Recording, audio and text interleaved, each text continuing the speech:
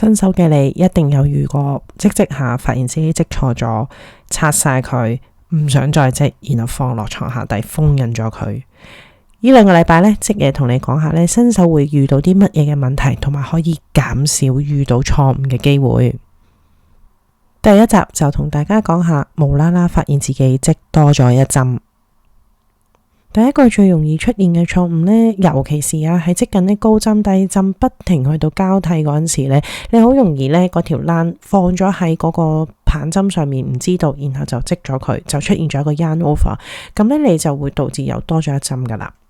另外就真係數錯針啦，織下呢分心啊，好容易呢計錯數，加多咗針自己都唔知。另外有陣時一個唔小心，一個唔留心插錯位呢，你就會唔小心加多咗一針。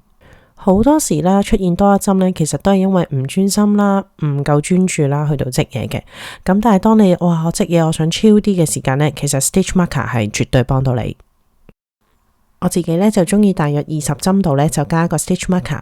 咁每一次去到 stitch marker 有需要呢，你數一數呢，你就會知道我自己有冇加咗一針或者少咗一針噶啦。所以 stitch marker 就係非常之重要噶。